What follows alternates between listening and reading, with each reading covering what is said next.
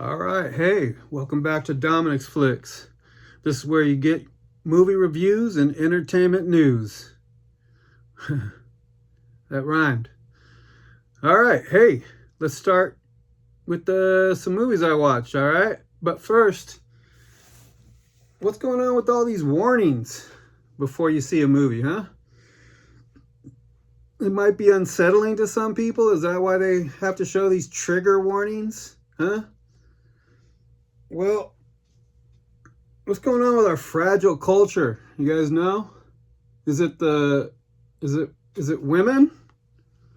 Is it Karens that are crying over movies? They can't watch movies because it's too hard?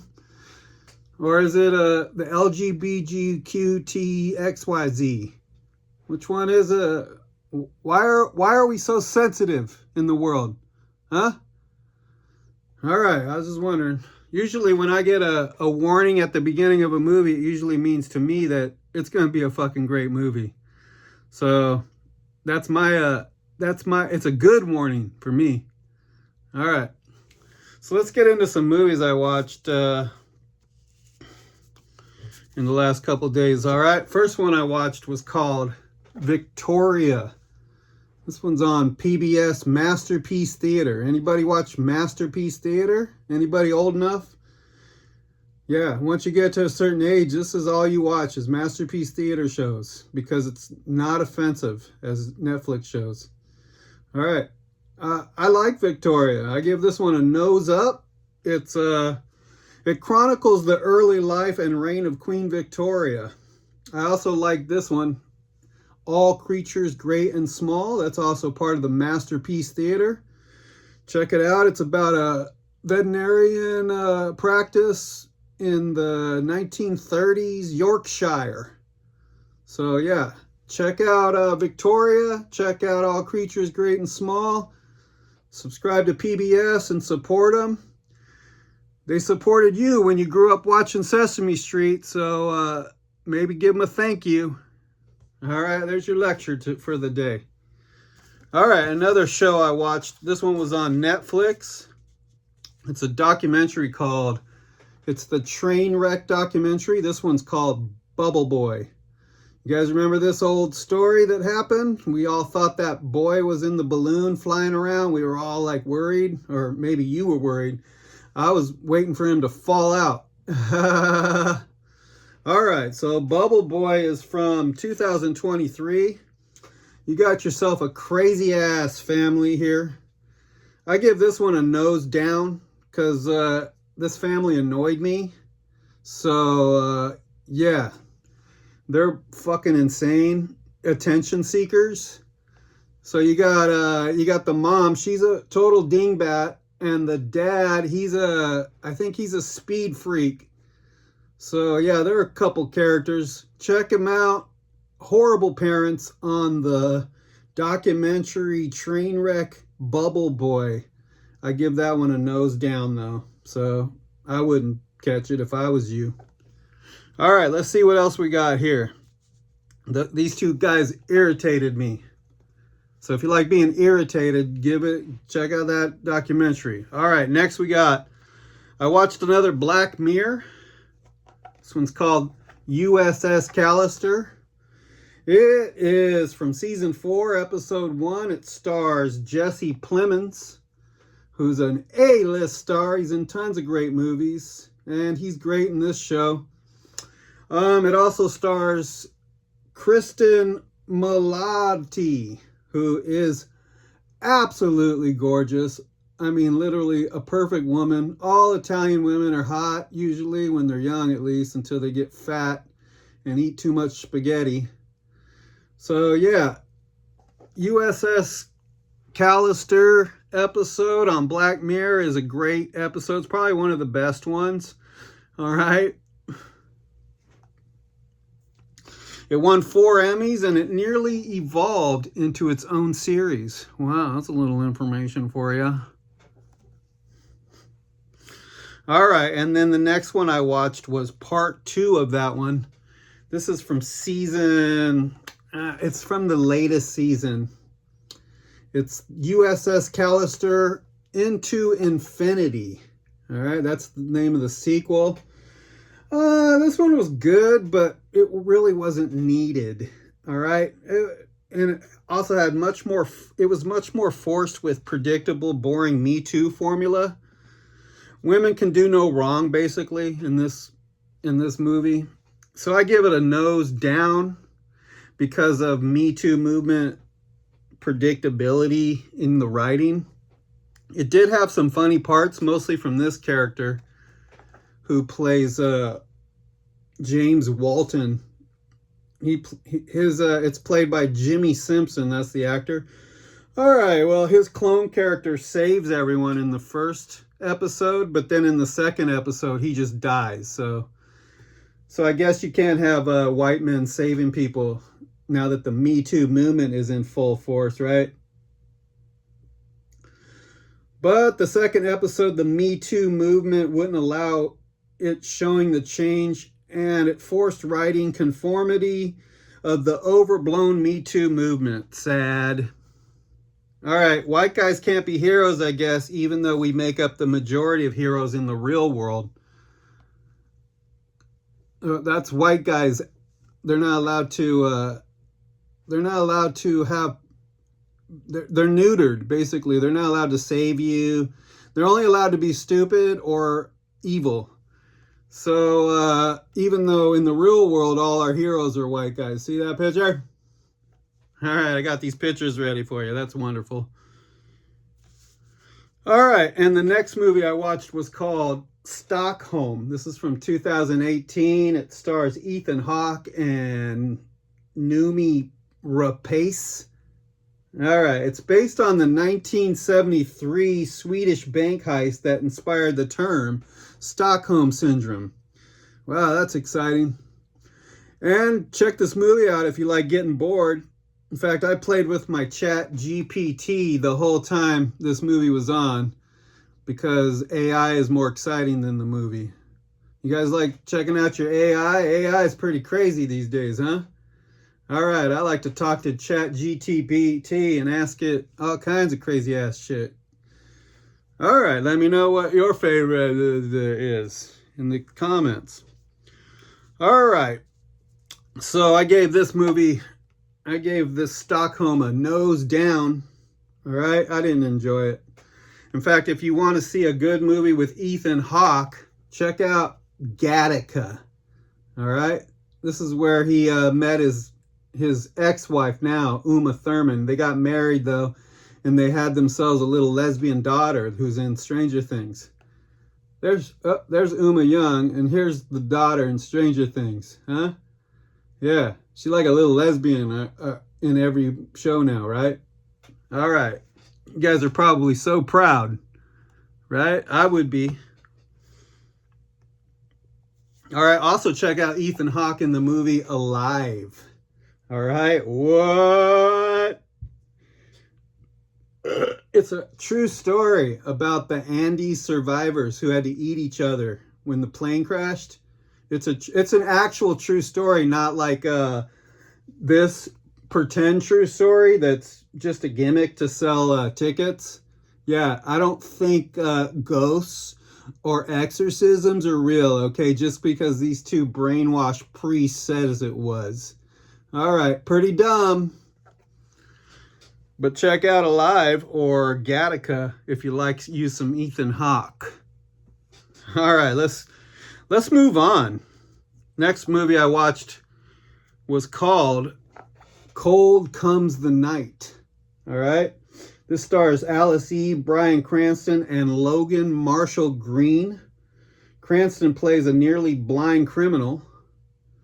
All right, he learned movement techniques from real visually impaired people. Whoa, you got yourself some information in this video. All right, I give this one a nose up because I kind of got entertained by this movie. Cranston's badass. He plays a Russian man like this, and he can't see, but he's also Russian. All right, and check it out if you like a nice, easy popcorn flick. Don't expect too much, but I think you'll like it. If you like yourself some Bryan Cranston, and who the fuck don't? All right, Breaking Bad was the best TV show ever in history. All right, so check out this movie. It gets a nose up, all right?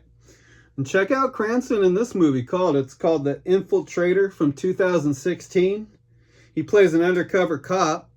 Or if you like Logan Marshall Green, check out Upgrade. This movie's fucking badass, all right? So yeah, check out Logan Marshall Green there in Upgrade.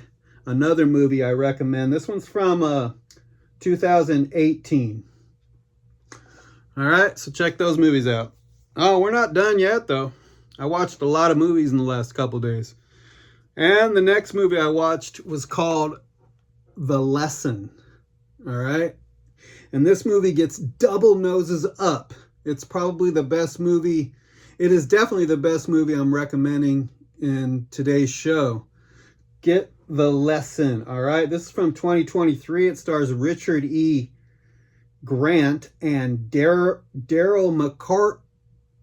McCormack, all right? It's shot at a historic English estate. It's a thriller that explores toxic mentorship and literary obsession. Here, let's do that over. All right, it stars Richard E. Grant and Daryl McCormack, and it's shot at a historic estate. The thriller explores toxic mentorship and literary obsession. I get that out better? Yeah, I'm a good host, I heard. Real smooth on the talking. All right. Hey, yeah, here's the actors in The Lesson, all right? This is the lead guy. He's great in it. You got Julie Dupree from Before Sunrise crap. And this guy, Richard Grant, I think. Yeah, so check this movie out. I recommend it. Two noses up. All right? I watched this movie on Canopy. You guys know what Canopy is? All right, go to your local library. Get yourself a library card. Get this app, Canopy. Type in your library number, and you get free movies every month that are actually really great movies, and they're a lot of new ones too, from A24 and yeah. So get yourself some free movies on. Take advantage of the government and go to the library. Get your library card, all right, before Trump takes away all the libraries. Great job. Thanks a lot, buddy. All right. Let's go on. Let's move on to the next thing I watched. All right, the next thing I watched was called. I watched a couple episodes of Love, Death, and Robots season 1. Okay, it's a photorealistic CGI sci-fi horror cartoons, and you don't want to miss this. This is probably the best thing on TV. Definitely the best thing in Netflix. So check out Love, Death, and Robots. I watched the episode Beyond the Aquila Rift. You guys remember that one? It's a space horror film, and I give it a nose up. You gotta check that one. Beyond the Aquila Rift. Check that one out.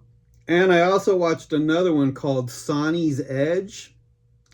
This one I gave a nose down, though. And I'll tell you why here. It's biased white man Haiti shit. Angry, whiny, bitter women overcompensating perceived strength for their female inadequacies. Basically, here's the Aquila Rift one that I did like, the horror film.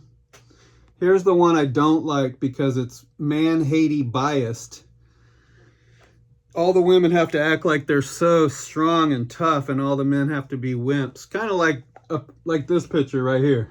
That's what all our shows are like now, right? All the women are like, I'm gonna beat you up, and they look like that, right?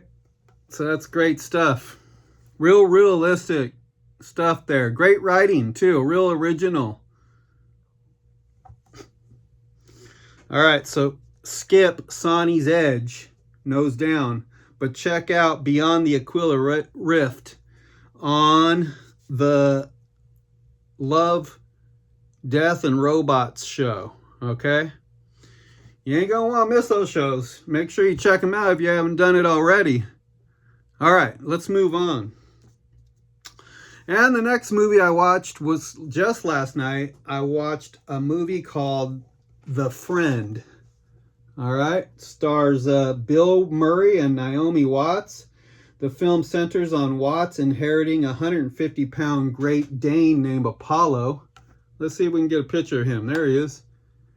There's the amazing animal. All right, but I give this movie a nose down, and I'm going to tell you why.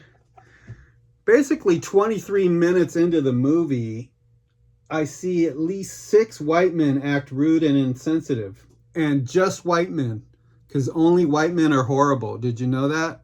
All the women are super great, and white men are super mean. So in just 20 minutes, I saw 6 horrible white men. Because it's fun to watch, right? It's fun to be represented in such a positive way. Thanks a lot. All right, so don't watch The Friend nose down, but I will say that the moment I saw this big dog, Great Dane named Apollo, I got teary-eyed immediately. All right, these amazing animals. The dog parts in this movie are great, but the movie itself stinks. All right, Apollo is badass. All right, so basically the movie is just it's a feminine lecture, not a movie. Yeah, you cried the moment I saw that dog, though. That's what I wrote down here. And all the scenes with him. So the dog made me, definitely got my heart. But the movie is a feminine lecture and not a fucking movie, okay? About how white men are horrible, too. So if you like that lecture happening all the time, check out The Friend from 2024. Gets a serious nose down. Boo! All right. Let's move on. You can check it out on Paramount Plus, though, if you want. All right. I just wouldn't recommend that shit. All right. If you do like Bill Murray, though, and you want a good Bill Murray movie,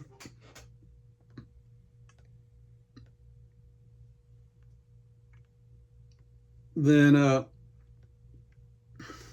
look at this. Another picture of Apollo there.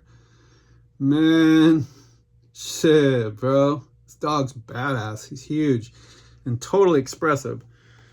All right. But if you want to see a good Bill Murray movie, check out the movie Kingpin. All right. This is from 1996. And if you want a good Naomi Watts movie, check out Mulholland Drive from 2011, directed by the great David Lynch. All right? Mulholland Drive is a weird movie, man, but it's badass just because it's different and completely insane, that movie. You don't need to understand it. Just watch it and go, what the fuck was that? That's what you do. All right. Also, another great movie with Naomi Watts is called Eastern Promises, one of my very favorite movies. It's directed by David Cronenberg.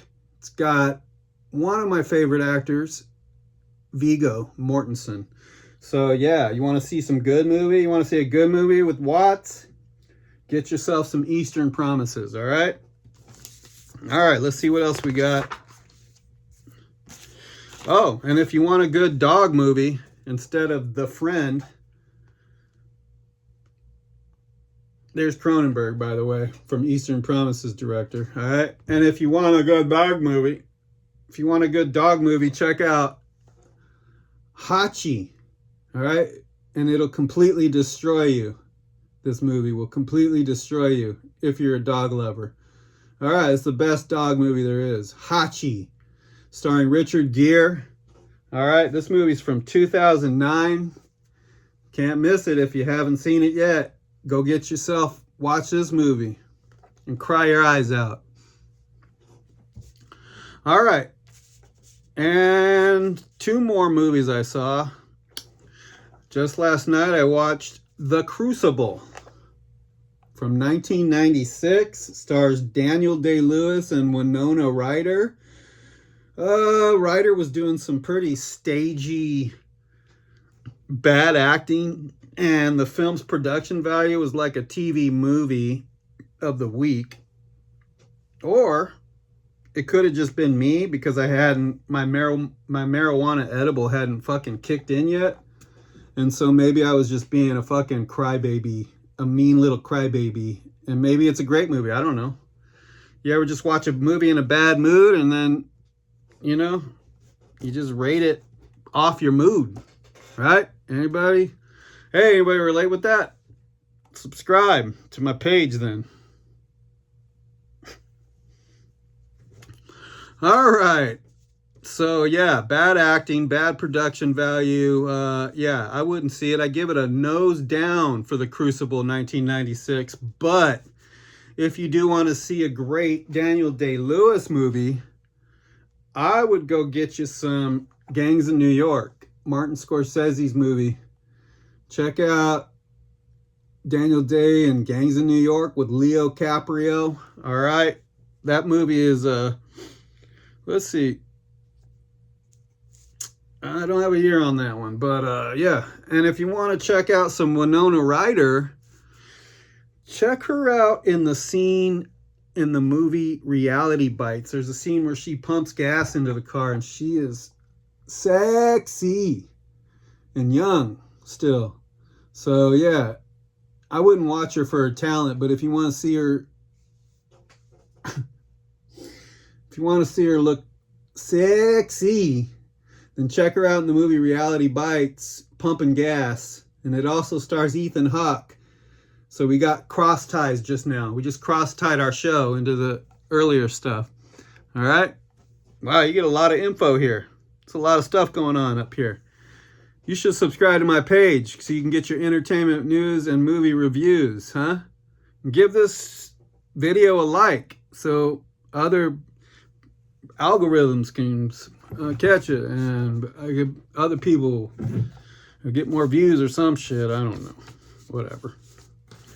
All right, we watched one more show. I watched a lot of shows, all right? But there's only one more here that I got to do, and then we'll get right into the entertainment news. So the last show I watched last night was called Nightmares and Daydreams. It's from 2024. It's an Indonesian sci-fi anthology inspired by, you know, Black Mirrors or Twilight Zones. It blends folklore and futuristic themes. Episode 1 was titled Old House, and it had great visuals, but the story didn't keep my interest. So I give that particular episode a nose down. But I still want to watch more of the series before I give the whole series its day in court. So, yeah. So far, it's pretty cool visually, at least. And I'm expecting it to get better, and I'm hoping it will. So, Nightmares and Dreamscapes. No, Nightmares and Daydreams, excuse me. Check it out on Netflix. All right. Let's get to entertainment news. All right, in entertainment news, we got Emma Hemming responds to criticism amid Bruce Willis's dementia. Emma Hemming Willis addressed criticism over her caregiving arrangement for her husband, Bruce Willis, who is battling frontotemporal dementia. Man, that fucking sucks, man. Bruce Willis is kind of cool, man. He was like the big guy in the 90s, and I wouldn't wish dementia on anyone, especially since I got it in my genes a little bit. That's what 23andMe says. So, yeah, that sucks. But at the same time, I think we should do some, let's do some dementia movie titles for Bruce Willis, okay? Here we go. Pulp Frontal Lobe. Pulp Frontal Lobe. The Sixth Time He Asked That, Dementia Hard with a Vengeance, and Mercury Poisoning. Ah, that was really great. Did you think of those yourself, Dominic? I sure did. And if you like those super great jokes, give me a subscribe, man, to that. All right. Hey, man, but you know, Bruce Willis, you know, I don't mean any, you know, it's all in fun, guys. So I wish him well and everything, all right?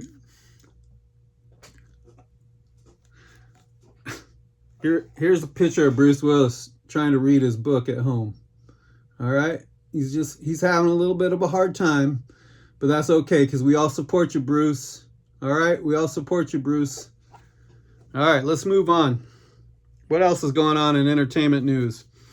What? Law and Order is back for its season 27 SVU edition. Whoa, it sets the stage for the September return. All right, this actually looks like the special menopause unit, if you ask me, right? So what do you think SVU stands for, huh? Does it stand for like stale, vapid, unoriginal? All right, make sure you tell your dad that Law and Order is coming back so he can get out his TV dinners and watch those shows. I'm sure they're exciting to him.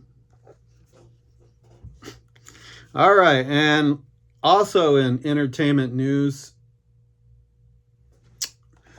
the Venice Festival shout out for Guillermo Del Toro's Frankenstein. All right, he just released his version of Frankenstein. It stars Oscar Isaac and Jacob Elordi. It earned a 13-minute standing ovation. The film hits theaters October 17th and it streams on Netflix November 7th. Wow, I'm looking forward to it. I like me some Frankenstein. I like Guillermo Del Toro. I like Oscar Isaac. We got a top-notch cast here. This is one I'm looking forward to, guys. You can't mess with Guillermo Del Toro. He makes great movies like Pan's Labyrinth and Shape of Water, which won an Oscar. So, yeah, he's one of the best today. All right, I had something else here, but I don't have photos ready for it. I forgot. It's Jude Law. He debuts as Putin. He's going to be playing Putin in a thriller coming out. So here are some Russian Jude Law movie titles, all right? The Talented Mr. Rubles, Cold Mountain of Siberia, Alfie Babushka, Sky Captain and the Vodka of Tomorrow. Whoa, man. Those are some good AI jokes that you didn't even do. All right. All right, man. So that's it for entertainment news. But we got one more segment to do, and that's what kind of movie is in the works right now? What movie is being made right now that we're going to see maybe next year? All right, so today's movie in the works is called The Long Walk. All right, this was written by Stephen King, although he wrote the book under his pseudonym Richard Bachman. I think it was around 1979 he wrote it, 1980. When I was a kid, I read most of Stephen King's books, and I'll tell you, this is one of the best ones. I'm super looking forward to going and seeing this movie. It's based on the 1979 novel. It's a dystopian, U.S. controlled by a totalitarian regime. Oh, well, that sounds like right now. Sounds like what we're happening right this minute. All right, 100 teenage boys must walk continuously at a pace of at least 3 miles an hour. If they fall below it after 3 warnings, they get executed.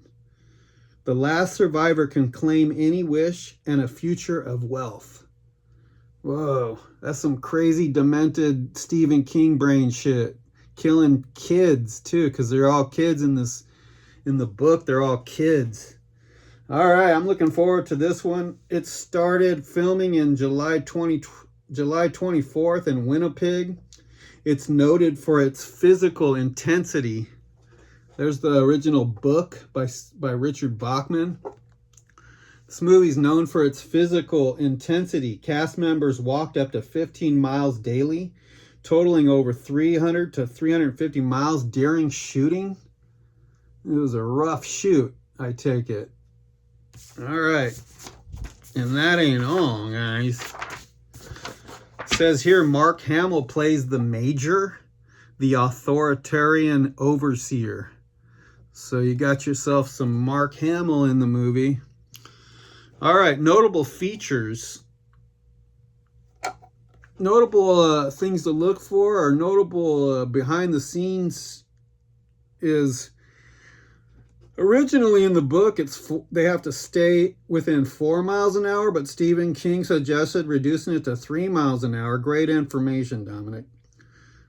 It stayed with its R rating. The producers wanted to push for a softer rating, but the director emphasized the importance of preserving the novel's brutal tone. So that's a good sign. It's still going to be pretty dark.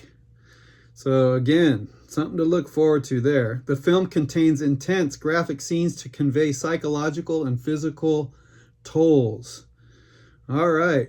And they did a treadmill screening the other day.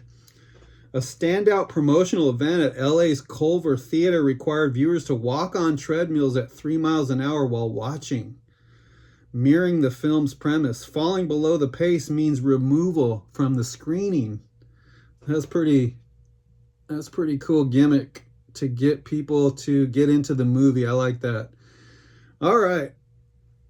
Would you have been able to watch the whole movie on a treadmill going at least 3 miles an hour? Because I sure in the fuck wouldn't have. All right, well, hey, I hope you all had a great time here at Dominic's Flicks. Give me a like on that video and subscribe to my page for more reviews and entertainment news, all right? And I'll see you next time. Bye-bye.